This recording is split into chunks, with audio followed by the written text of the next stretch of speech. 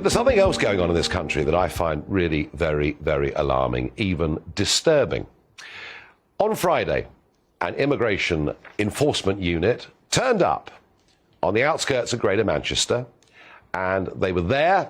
They went to a restaurant where there were 2 suspected illegal immigrants working in the restaurant. And what they were met with when they were seen in the area pretty much immediately were a series of tweets going out saying, "Come, please, and support." A group who call themselves Stand Up to Racism. And those of you that are watching this on television can see people sitting around the enforcement van. They turned out at short notice in very, very quick time. I mean, I'm surprised they weren't all at work, really, but there we are. And it is extraordinary that Stand Up to Racism think that unless we have complete open borders and that anybody that wants to come to Britain, legally or illegally, can come, that in any way, if we enforce our borders, that somehow that is racist. I find this... Unite Against Fascism have been involved in many incidents of violence over the years, resulting in members being arrested and prosecuted. Stand Up to Racism bills itself as a coalition of left-wing groups and activists united in targeting racism, Islamophobia, anti-Semitism and fascism. It began life in the early 2000s as Unite Against Fascism, UAF, while placards bearing this name were also circulated at the Merkel protest. The group now largely operates as Stand Up to Racism. It is open about the participation of the Socialist Workers' Party, SWP, in its activities. Much like at the union protest, the two are frequently seen together, although the relationship between the two groups is rarely detailed.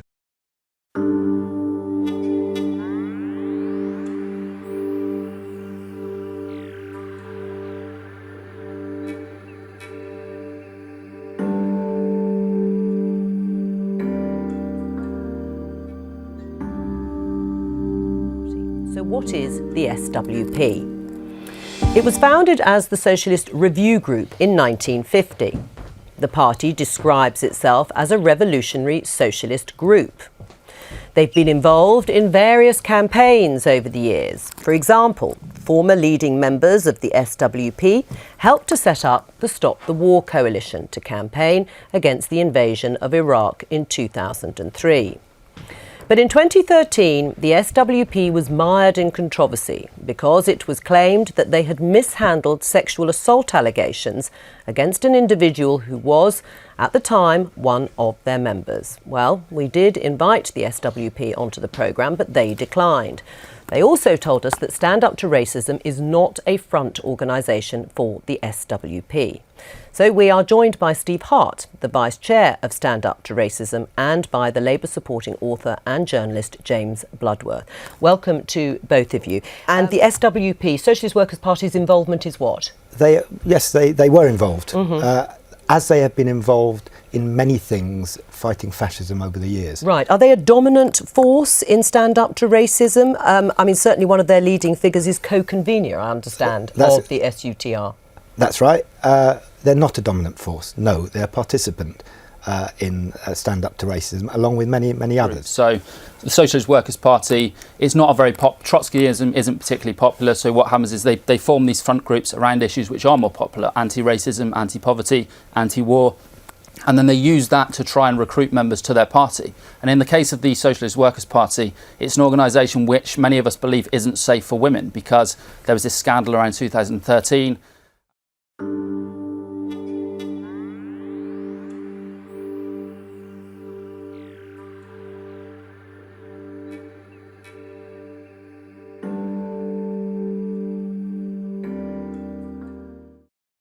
Police have investigated those allegations, whereas the problem with the SWP is they persuaded women who were victims of sexual assault not to go to the police. Right. I mean, that's the problem. And there are groups who actually called on their members to boycott the rally: East End Sisters Uncut, Brighton Solidarity Freedom, Black Lives Matter UK. And there is quite an extensive list of people. Are they all wrong?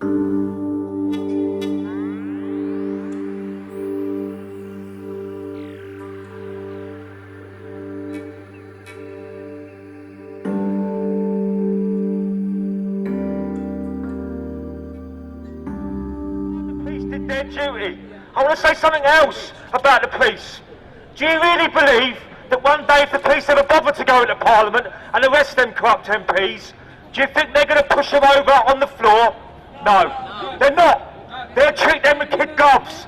Why did they push Ian Tomlinson on the floor and brutalise him? Why?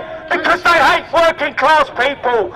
Why did they shoot John Charles de Mears? Because they hate people with different colour skins than they've got. They're murderers, they're fucks, they're scum of the earth, and we have to tell them that.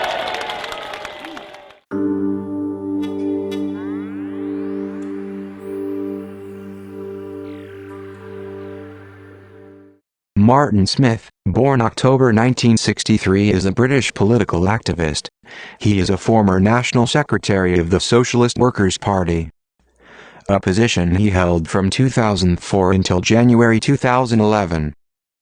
He left the SWP in 2013 following accusations of the rape of a much younger female member of the party.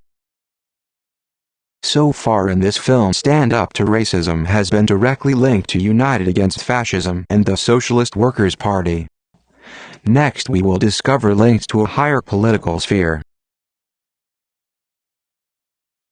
During our research we discovered that Unite Against Fascism is just a small offshoot of the much bigger organization Unite the Union. This link comes from Steve Hart, who we saw earlier being interviewed. He is the vice chair of Stand Up to Racism. He is also chair of Unite Against Fascism and political director of Unite the Union.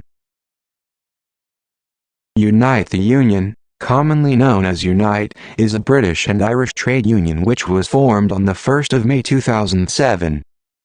Unite is the second largest trade union in the UK, with over 1.2 million members across construction, manufacturing, transport, logistics, and other sectors. When looking at any racial left-wing group which seeks fundraising avenues, we must look at their associated union.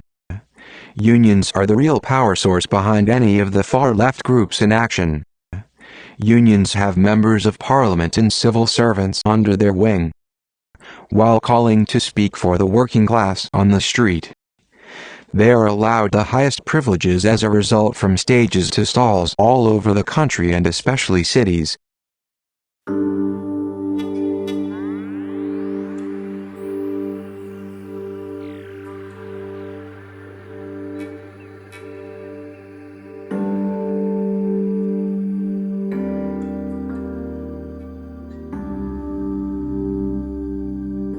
He is a power broker, a kingmaker. Len McCluskey helped Ed Miliband become Labour leader and Jeremy Corbyn hold on to the job. But after 10 years running Unite the Union, his power seems to be waning. His chosen candidate, Rebecca Long-Bailey, failed in her bid to lead Labour. McCluskey himself is due to stand down in the next 12 months. And now he faces accusations of cronyism over the union's development of a new hotel, conference centre and union base in Birmingham, and its construction contract awarded to a company owned by a friend. Unite spent nearly £100 million on the project, but two independent valuations have put its worth at less than £30 million. Hello, Mr. McCluskey. Hello, would you like to say anything? Jewish Human Rights Watch. Yes. Yes, can I show you the back of my jacket? Jewish Human Rights Watch. We're here to try and understand why they are BDS anti-Semitic people here present at this event, and why you consider it mood music. Is it mood music then, Mr. McCluskey? No. Mood music. You've been quoted as saying it's mood music. I did say yes. that. So anti-Semitism is then... Are you just talking to me, no, or well do you then want to listen? I'd love to listen. I did say mood music, and I realised that was an offensive phrase, and I'll never use it Why was it again. an offence? Well, because people took it as an offence. And why do you think it was offensive? It was taken as an offence because people thought I was trying to minimise anti-Semitism. And were you trying to minimise anti-Semitism? I fought against it all my life. But were you? So why would you choose such a word? Mr. Corbyn, is he minimising anti-Semitism? Why is his party institutionally racist? Can you stop harassing people, please? Hey, if you want to talk about institutional racism, go the Tories, because they're the... Come on, Mr. They're the McCluskey. institutional... Carry on. You're all recorded.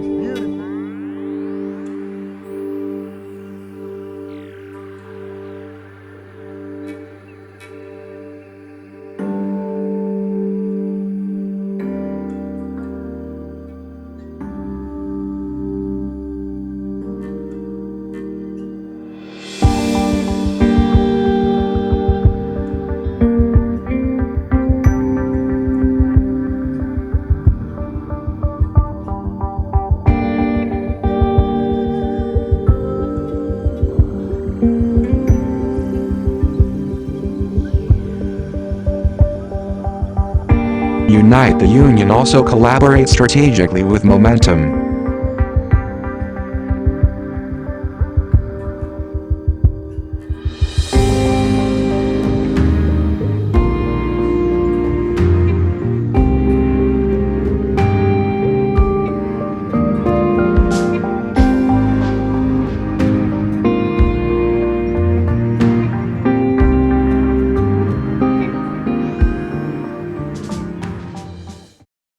Unite the Union stand up to racism, and all far-left groups also claim to be against Islamophobia, but in reality promote anti-Islamic policies which contradict their culture, such as LGBT.